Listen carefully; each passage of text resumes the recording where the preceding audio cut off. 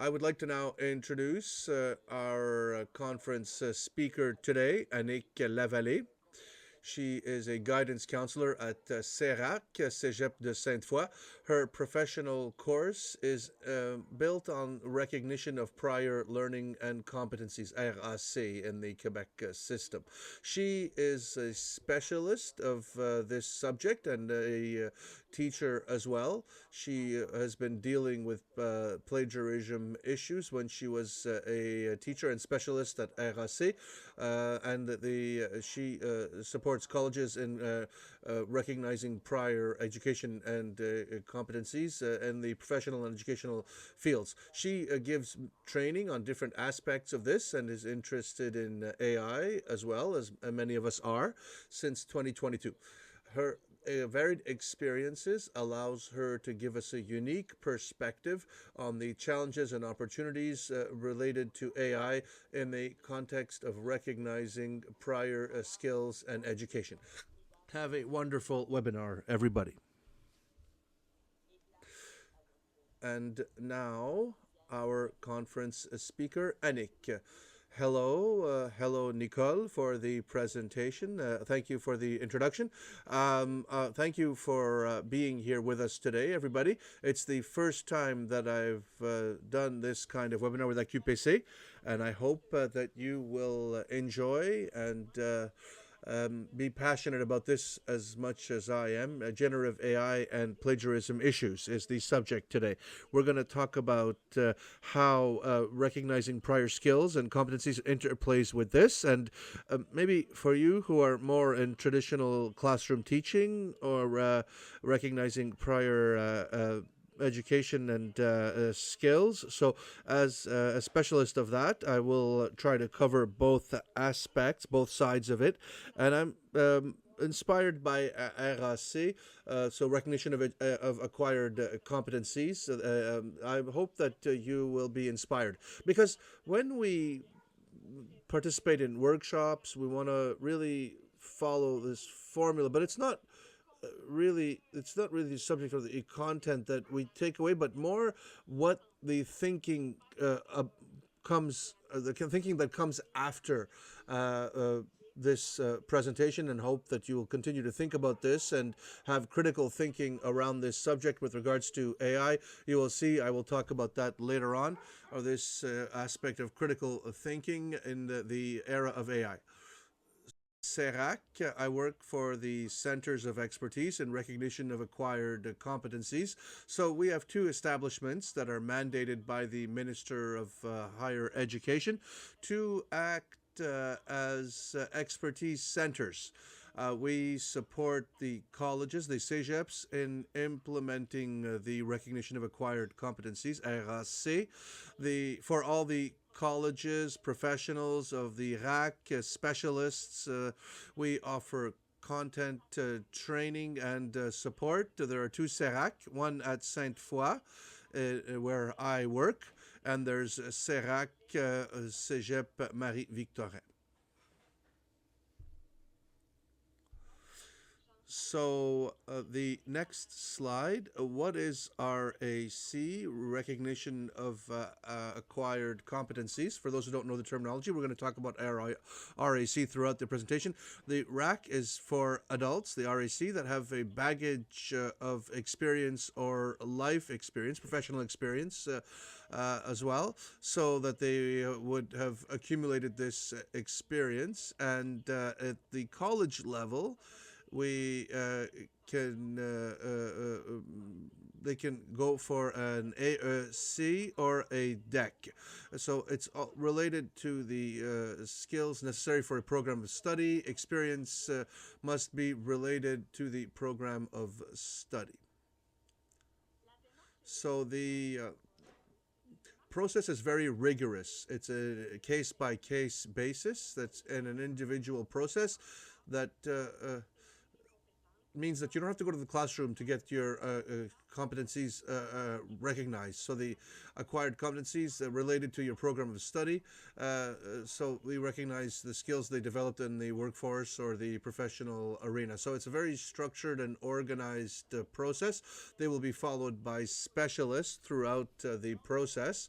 So from the outset, to be able to obtain their diploma, they will have to go through these steps. So information on the process, they will gather information to find out if the RAC is for them. Then there is the gathering of their file and self-evaluation, auto-evaluation. And starting from this point, this is where we can observe that the generative AI has been used or not. So it's the first view of this file, and can bring up some questions about use of AI. So we can detect the usage of AI because we can ask the person to redo their person is advised, and then we can of this, and we can accompany the person on proper usage of AI. And then the next step, which helps us as well a lot at RAC, we have a validation interview. So it's an interview that happens face to face, individually, with teams or individually, but that is less frequent now, but in person. But the person can use their self-evaluation questionnaire to answer the questions of the specialist. So if they've used generative AI, they will have to then really have integrated these skills and have to show that in the oral interview. Then there's the evaluation of competencies, which is at the heart of the process, and you'll understand that as the process is looking for is done remotely in majority of cases, since the pandemic, there's a lot of evaluations that are done in written form, that parts of the evaluation that are written at home or at work. So there's AI that can be used at those steps, and the RAC tries to catch that. There's some training also that can be offered to the candidates if there was a competency or an element of a competency that they are missing, then not missing, but that needs to be developed further. So that hasn't reached 60%. So there's some training that will be available for those persons. So AI can be used. It can be used in a better way. We can talk about that a bit later on. And then we give the recognition, the diploma. So the usage of AI in this process, of course, you can see that at the information level. People can do research around generative AI, and but it doesn't have a lot of incidence on it because the CEGEP will offer an information meeting, where they will give all the information and situate the person. So the person can get all kinds of information, but if they try and do it on their own, they can get fooled by misinformation. So it has to be corrected in their meeting with the CEGEP, and they have to be well informed. So when they put forward their file and they do the self-evaluation, that's where we can see more usage of AI, because the person has to give us a CV, a resume, where we can verify relevant experience, sometimes a cover letter also, and the person can use that AI in different ways to revise, to correct, and to, how you can use these technologies called AI. So we are still wondering in the RAC if these are acceptable practices we should define and guide, or simply stop their usage or not allow them to be used. But that's a bit difficult. So that's where we're at now. And wondering also if we should circumvent AI or meet it head on, an approach that is more of an integration kind of approach of AI in our process. So we have the self-evaluation questionnaire where we will see that people have sometimes we see that people used AI because they have to answer a question at the bottom of the page to give a concrete example. So people could use that, use AI. We have to stay alert because sometimes we have some inklings that people would use AI, some hints. But if a person already used AI, it could be difficult to verbalize all of that. If they've used AI in the interview, they could maybe use AI to get ready. And if if they've used AI leading up to the interview, well, I'm wondering why do that? Because the person, what we want to know is their skills currently, how they use those skills in their work day to day, and is it related to the program of study? So they could do research, but at the same time, it's all oral, and we can see if it's authentic or not. So we go with that. And for evaluation of competencies and skills, it's just the same as in the classroom. The person can use AI moderately or a lot, depending on what AI they're using or how if they know how to use it, depending on their skill level. So they could brainstorm, start with an idea and go from there. If it can drop a plan, the idea is this acceptable or not? The problem is we can't really verify that. So there's no tools really or any software or apps that allow us to ensure that the person hasn't used AI. And in training, the person can use it as a tutor or a mentor to get information as a study guide or a tutor, if you will. But maybe they will not expect certain kinds of questions, or if it's the right information, or is the AI hallucinating, or maybe not. So the person must keep a critical mind and critical thinking. But the question of accepting AI or avoiding AI or integrating it, or it's not an easy question. And I don't think we are at a point where we can completely avoid it or not allow its use, because people could use it anyway. So we should probably give a framework for its use and guide its use. And that's my approach. So if we want to counter plagiarism, we have to go with what research we have on cheating, plagiarism. We have Marie-Gervaise Pilon, who has done a census of the literature of why students plagiarize. And we are right to ask the question, are these factors attributable to a usage of AI? We have different issues in academics, like weighting of grades. When the weighting of an evaluation is heavy, there's more usage of AI, the type of evaluation as well. We know that in the classroom, exams that are open book will make it so that people use less AI. So those elements are less applicable in the classroom, but the informational abilities and the writing abilities of people, when we are a student and we've followed the educational system a certain way so far, you have a certain way of doing things, citing sources and doing research a certain way, but the adult that is in RAC doesn't have those abilities developed as much. So the person may be tempted to use AI to be able to do research. So there's the language level, the workload as well. People can be pressed for time, and the more pressed for time they are, the more they will look for shortcuts, so and resources to help. So there's the institutional factors as well. How the institutions will answer this, how we will put measures in place to frame the use of AI. And what I've added to that, it doesn't necessarily come from the census of the situation, of the evaluation of the situation, but the coherence we have between content specialists or different stakeholders in the classroom, teachers.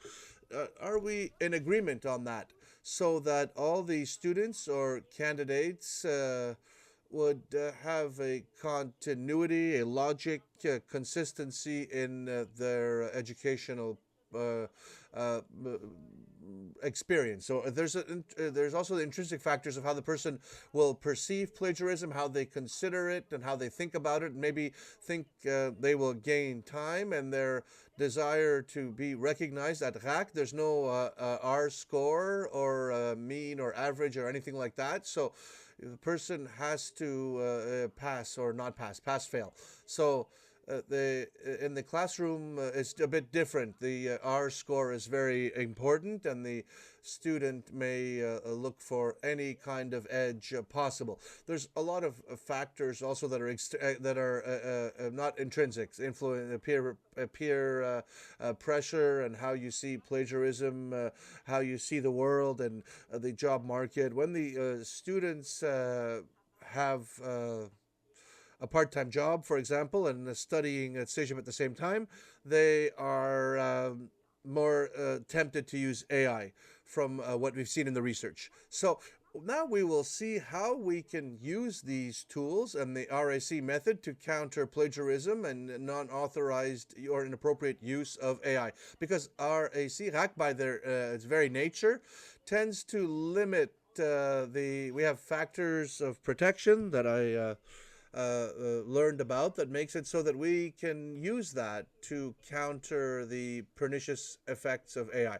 So I've pulled out some characteristics here, the method and the tools as well, upon which we can rest our evaluation of RAC. So if you're in the classroom, it's not completely 100% made for the classroom, but you can use this as inspiration. And if you're doing recognition of acquired competencies, maybe you can focus on elements that are already relevant, that could protect against usage of AI. We're not completely protected against the inappropriate use of AI, but this helps us somewhat. So there's a relationship of trust with the candidates that exists. So this relationship of trust can be broken if the person uses AI without mentioning it.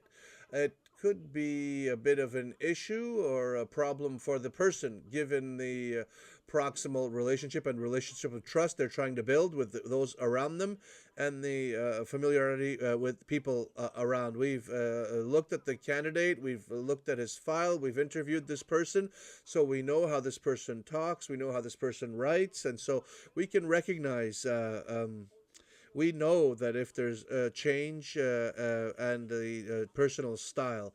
So recognition of acquired competencies is flexible as well. We have no set dates. We ask the person to give us an evaluation with a precise date, but all of this is flexible given that the person is not in a traditional system in a classroom where they have semesters and classes, and so there's flexibility. There's less recourse to shortcuts. We also adapt to the rhythm of the person, so the person could decide to go slower, and if the person sees that they're not quite delivering, they can slow down the pace. So we focus more on quality, because the person in the recognition of acquired assets, RAC, can really wants to show the skills they've developed and what they can do. And so when we look at these real skills and competencies, so it's not really a question of going fast. That's not really an advantage per se. So there's an introspective process, because all the evaluations are based on experience, on professional experience. So when we have evaluations that are authentic and that are based on real work experience and professional experience, then the AI is less useful. So for the method, in RAC, we eliminate the comparison between peers. We're not in a classroom competing with others. So the person who comes and asks for an RAC, it's not really comparing to others. It's not really about grades, because the process is individual. So we have an evaluation that will be continuous. So we often have evaluations with content specialists, so we can see the style of the person. And also in terms of the tools, We have diverse means of evaluation. We will cover that later. We have combined styles of evaluation as well. We will combine written and oral types of evaluation. Then you can get the best of both worlds to really determine if the person has the skill or the competency or not. We have also interviews and forms that we can fill out, tables for evaluation that allow us to explain to the person really what is missing and what needs to be done. Because sometimes we'll use AI because sometimes people will use it because they don't know how to do things. So if we can explain to the candidate how they can do research, get the information, and that can prevent the risk of using AI in an inappropriate way. And we have different ways of measuring things throughout the process. Before we begin evaluations, we already have an initial baseline evaluation. So we have a lot of opportunities in RAC. I'm not going to go through this whole table here on screen, but you can read it. But we have some channels, some challenges and different channels that I've identified. So with regards to the information on the process and in the submission of the file, and we want to inform and train the candidates, the specialists and teachers as well. We want to define the parameters, and we will go with detection of AI usage from the beginning. We will have a critical view on that, on the AI usage, and we'll always remember that throughout the process. So it will allow us to detect if there was inappropriate usage and question the candidate following that. So it's not always easy because content specialists must really be aware of the evolution of all the different files, and there's a lot of them. So a lot of evolution in AI as well have to be abreast of the developments in AI. So the people who are evaluating the files, content specialists, have to be really aware of that. In the beginning, we only had ChatGPT, but then we had Copilot, we had many others, and many AI tools that came out, generative AI that is really evolving very quickly. So really to stay abreast of all of that is not always easy, and to detect the usage of AI is not always easy, depending on the tools and how much it's been used, and determining if it's acceptable use or not. And for the person, the candidate, is to use it at their own risk, because there are risks. You probably know the risks of using AI, but to keep these risks in mind throughout the process, because sometimes risks are very evident, but sometimes things go really quickly, and you are into evaluation, and you use AI in a certain way, and it hallucinates or uses the wrong word, or you have to it's difficult to say no sometimes when you want everything to be perfect. So you have to be a professional. We really want to improve, and we have this impression that AI will make everything perfect. So we have to resist this temptation of overusing AI, because in RAC, what we want to know is we want to know what skills you already have. We want to evaluate people on where they are right now and what they are doing right now. So to strategically prepare the usage of AI for recognition of acquired competencies is to first get informed and train, educate yourself. So explore and mobilize large language tools and collective intelligence to talk to experts and people around you to really get an idea of different, go to different events. And sometimes we can be a bit wary of AI, but we have no choice, really. We have to educate ourselves about it. So to think about ethics and continue to question ourselves, to finally come up with a communication plan that we will share with the candidates or the students. And I have a bit more of a detailed list here on getting informed and trained, reading about AI, listening to podcasts, and talk to somebody else who's interested in AI, and somebody who works in AI maybe, and maybe take some training and test it out, use it yourself in your everyday life. Sometimes it's more personal use. Sometimes people think that it's easier to use it in their personal life and just get to know the AI instead of starting from an academic angle. So to simulate evaluations with AI tools to see how they work, to mobilize the intelligence around you. So to determine a common message that we're going to communicate, to find very clear policies and define them, and to mobilize the collective intelligence around us, and the knowledge of people around us. So it's not just reading a book on the subject, but to think that all the people around you can build this together, that we have a collective knowledge, intelligence that we can develop together. So think about ethical considerations and putting together a communication plan. So the communication plan, really with a clientele that we are working with, how will we communicate the message around AI? It can be in writing. We have to think about our clientele.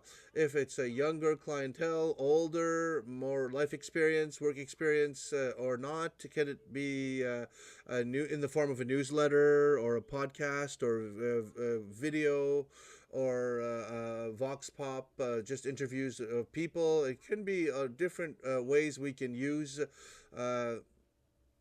and so uh, information about the process when you submit your file, and when we start to evaluate competencies, different ways of integrating AI at each of these steps.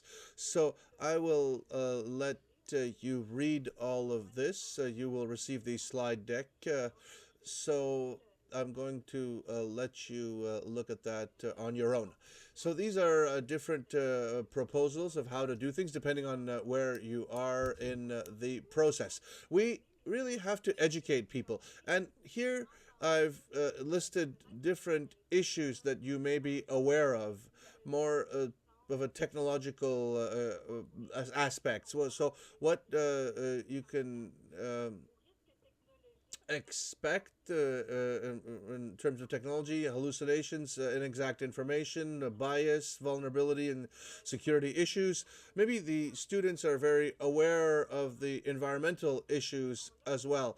I have the impression that younger generations are more aware as we than we are about these issues. We still are, but there's more education about this with young people, about the consumption of energy. And when we talk about following the evolution of AI, you can also know that AI is progressing in terms of carbon footprint and usage of energy and energy intensity. There are AIs that are using less energy and have less carbon footprint. So that's interesting to explore. There are also issues around critical thinking. I'm going to talk about that. There's a new study that just came out. You probably have seen it. That's interesting that research is interested in that. We don't have a lot of research on AI. It's only been since 2022. ChatGPT came out in November 2022. It didn't leave a lot of time to do research, but we're starting to see research coming out now. There's disinformation. There's digital literacy. We're not all at the same level. There's also a preoccupation of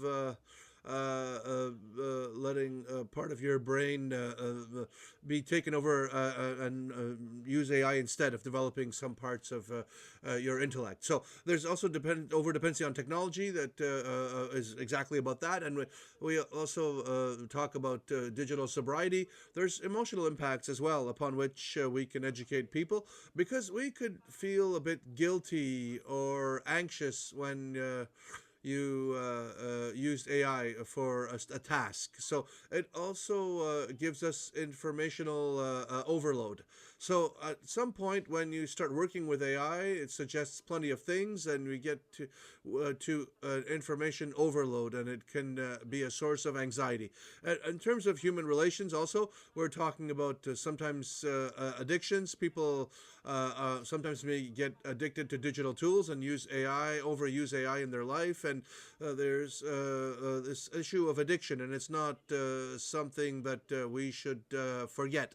There's also performance pressure, because if you use AI in the beginning of the process and you see that you really don't want to use it and you want to show what you can do on your own, well, there's a pressure of performing at the same level of what the AI could offer. So it can be a source of anxiety as well.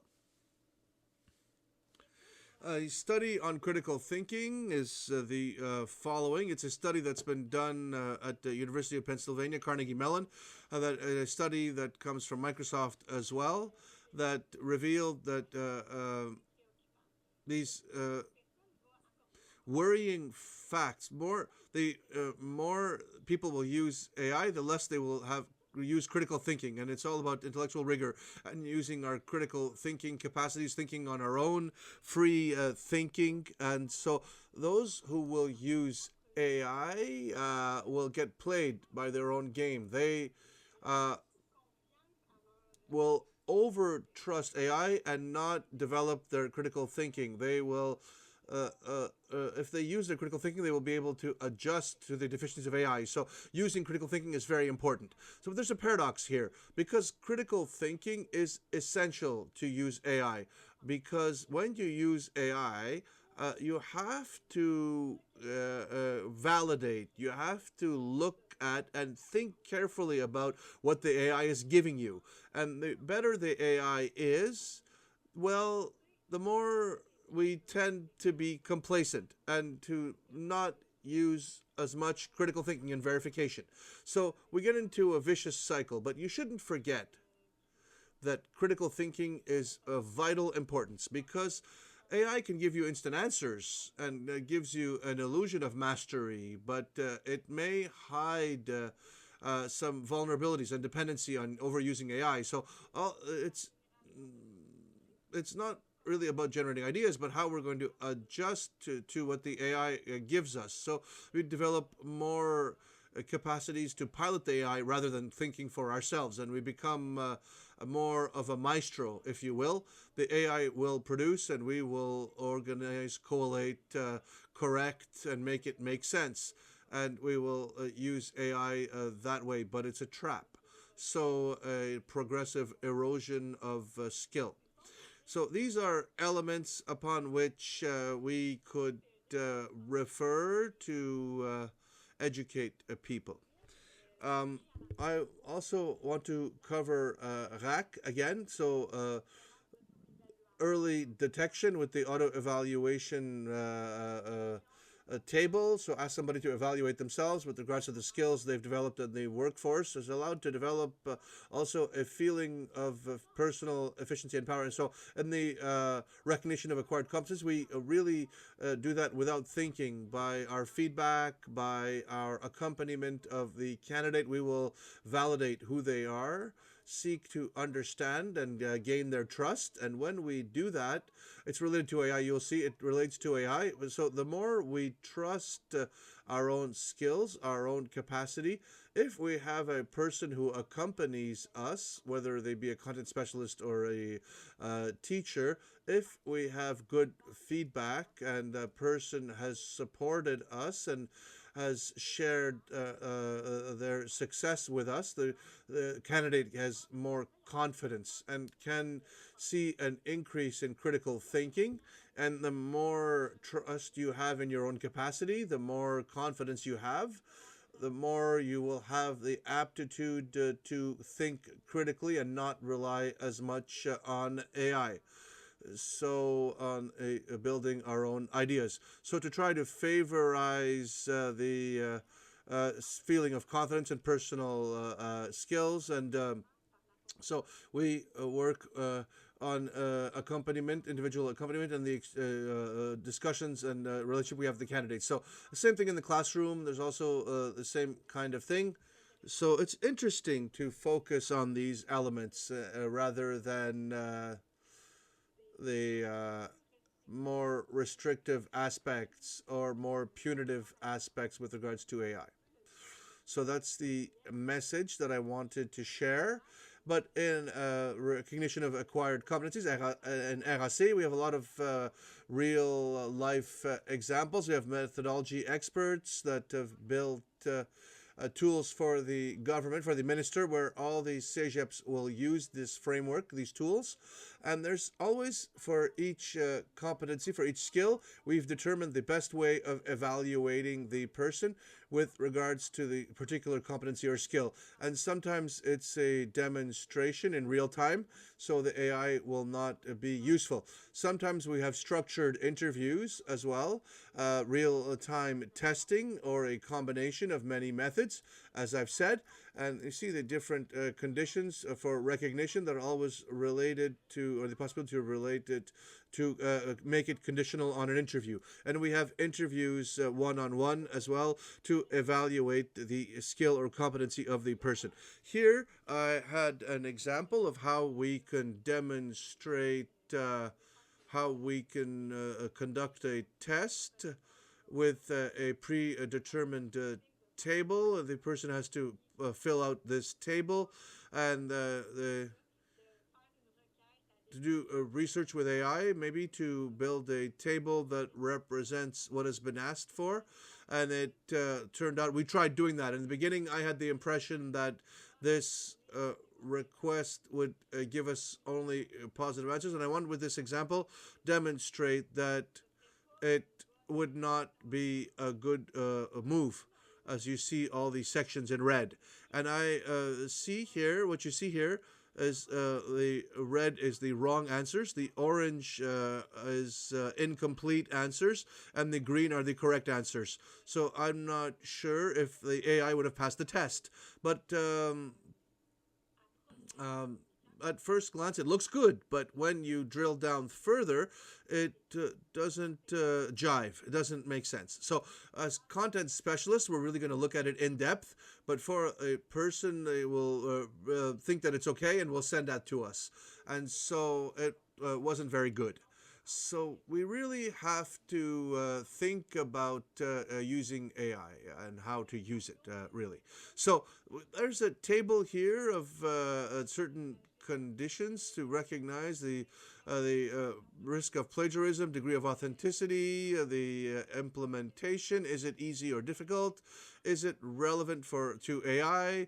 The relevance to using AI, and the modalities of combined evaluation that we can use to counter using AI. So a table that you can consult to go a bit further in your evaluation. And also the concept of the 3 Ps.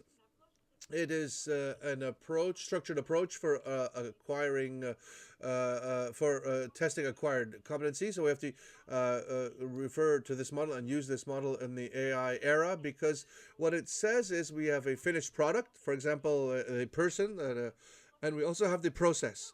And at the RAC, we can look more about on the process with our framework. What are the strategies and what are the methods that were used to make the final product? So to question the person, that the person would send us, show us their work before they show the product. So when we evaluate the process, then we know what the person is about. So it's really a great way to do it. And the language in French, propos. So the way, the presentation. So the way we're going to present our product. So product, process, and presentation. How we can verbalize the process, the presentation. So we will see in the deck a short video of an interview I've done with a teacher that has put in place put together an interview with the students in the classroom, and he shows us how he did this and the advantages that it brought on. So we're not going to listen to it today because we won't have time, but so I will let you listen to that on your own. It's very interesting Yves Gouver, the one of the Yves Gouvernant from Cégep de Sainte-Foy, one of the teachers at Cégep de Sainte-Foy. So this slide is really about interviews, the interview process with the candidate. Could be individual, but I've seen also practices sometimes where it's many students. It's a group interview where they are asked questions about teamwork, for example. So they could do that in a classroom setting, but most of the time it's a one-on-one. So there's a lot of challenges. Verify the authenticity. We don't know. Could the person be using AI while they're on a conference call, or have they pre-recorded something or pre-written something? But that's not easy to do. But we really have to watch that anyway, because the idea is to maybe ask questions in a different way to get the person to paraphrase and to really speak in their own words, and they will reveal themselves at that point. So there's also another element that's very important is stress management. So you could be faced with people that are extremely stressed, that in the interview may not be able to speak as well as they should, and there's a stress level makes it so the person is having difficulty expressing themselves. So I don't know if it's useful to do everything orally, if the best way to evaluate is in writing. But keep in mind that you have to make the person as comfortable as possible in the interview, because the stress can cause huge issues.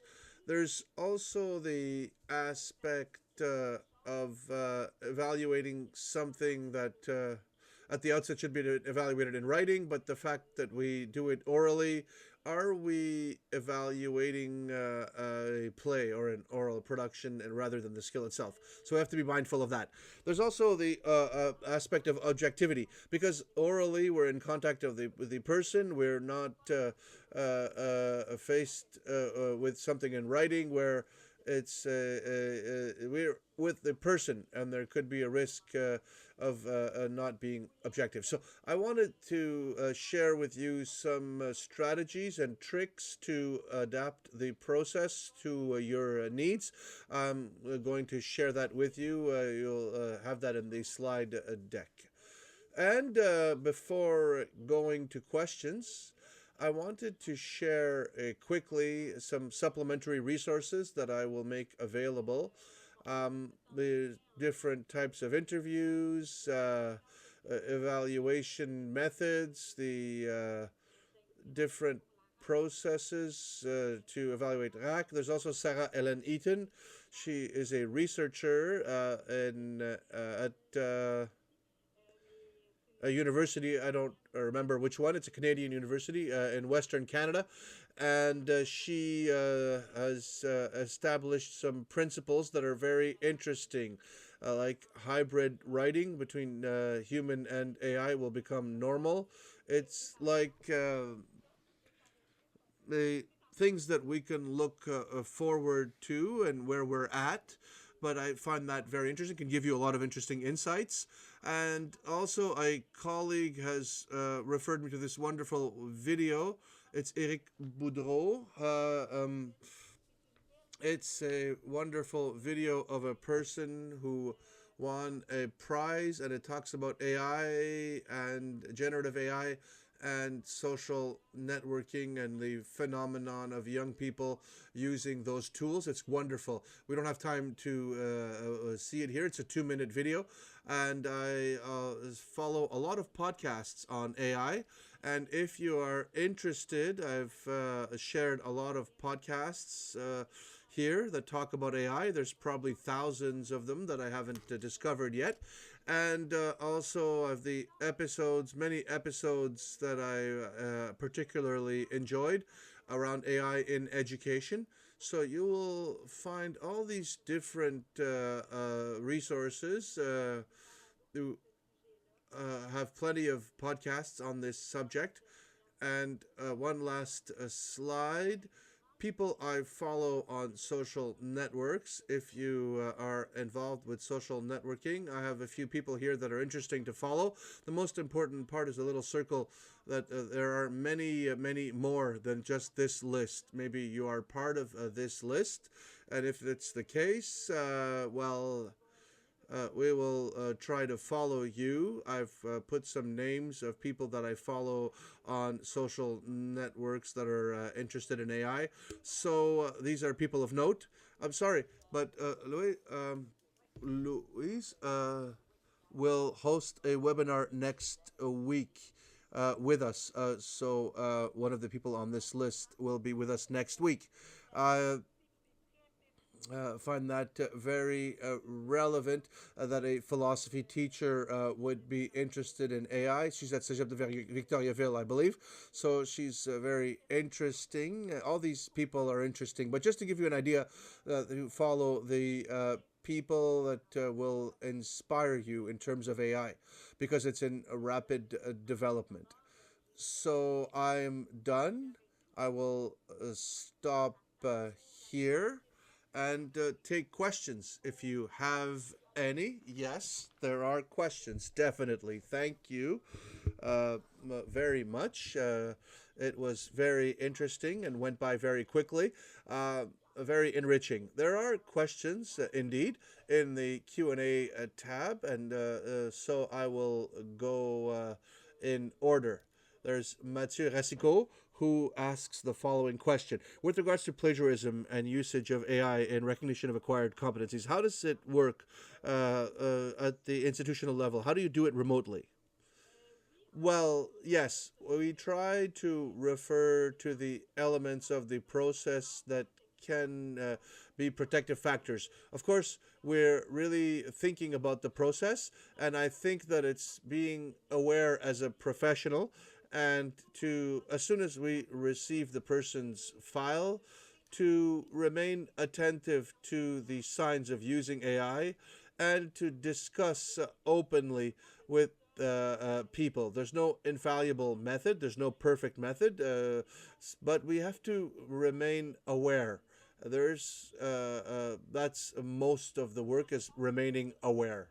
So that's my answer, but it's a point that we really watch closely and we're really thinking about deeply. Yes, Mathieu was talking about more in terms of surveillance, in terms of supervision. If the evaluation is happening remotely, do you have control, a way to see if a student is using AI and for plagiarism? Yes, of course. There's certain evaluations that we will ask that the person be filmed with the camera open. We have to see the environment and the person working in real time to be able to look at what they're doing. Not all evaluations, but some, yes. And there's my colleague Nathalie, who is with us here. She hosts a community of practice on digital tools where this subject is often discussed. How do we do supervision of AI usage so that it's used correctly? And so we don't have a uniform practice, but we really want to try to integrate the fact that AI can be used in a remote situation, but to have methods of surveillance with different methods of evaluation, but the software as well. We've developed SharePoint. On SharePoint, we have possibility that the person cannot copy paste on their desktop, the personal productions. So they do that directly online. So we can also combine this method as well. Perfect. Thank you. There's Sylvain who is asking, do you have any concrete or specific strategies to detect usage of generative AI, or they're just the way you ask questions and comparing different answers, knowing the personal style, etc.? Yes, these are all good strategies to eliminate plagiarism, to put our questions into the eye, see what we get, ask questions in different ways, and try to get the student to elaborate, to ask the right questions, to get the person to think on their feet, to speak extemporaneously, and to go with authentic lived experiences in the classroom or in their life, to get them to speak in their own voice. So it's more difficult to question the AI in circumstances like that. There's a slide in the presentation that details all of that, but it's a subject that would require a presentation all on its own. Yes, it's a very deep subject indeed. So if you suspect usage of AI, do you contact the person? Or yes, and quickly. Quickly, and that's what's interesting in RAC. If we detect very early, then we ask questions. Have you used it or not? How did you use it? And then with our adult clients or our candidates, we don't want to generalize, but with all our candidates, they'll say, yes, but I didn't know that we could use it this way or not use it that way. And often it's not cheating. It's more an awareness, an education. Copilot is integrated to Microsoft. So, and we promote 365. We in the basic tools that people use. So how do people know they couldn't use it in certain ways if it's part of the tools that they use every day? So they should know at a certain level, but it's not logical. We should talk about it. We should say it and talk about it as quickly as possible. Thank you. There is somebody who's asking a question on awareness, on ethics, on using AI in an ethical way. In the conversation, in the chat, I gave a link to labs and educational labs that talk about ethics considerations and environmental considerations on using AI. People can go there and get answers to their questions. I think, oh yes, somebody was asking, this would be the last question because there's 2 minutes left, how to make sure students are able to think about clinical cases when they use AI. Are you comfortable with this question? Well, yes. In fact, clinical cases, we have to, first of all, we have to have many of them and try to, if we don't have a choice to do a clinical case or clinical study, let's use it. But if not, go with the experience of the person, or try to the person find this case to be a clinical case to be able to think about. And it's really with regards to a real life situation, but for a clinical case or clinical study is to question, reframe the questions, and with an interview to confirm what the person has written, and try to drill down and elaborate on the answers, and using interviewing techniques and combining different methods of evaluation. Anik, we have to end it here. There is so much more to explore. I hope that we will see each other again. I know that you're coming to our yearly conference, and I invite all of you to attend and come and say hi to me. And I will open up my camera so that people can put a name to the face. I invite all of you to come and see me at the AQPC conference this year. And thank you again, Anik, for this wonderful presentation. It was clear, concise, enriching, very interesting, and we will see each other again soon. Thank you. Thank you. Thank you, everybody. Goodbye.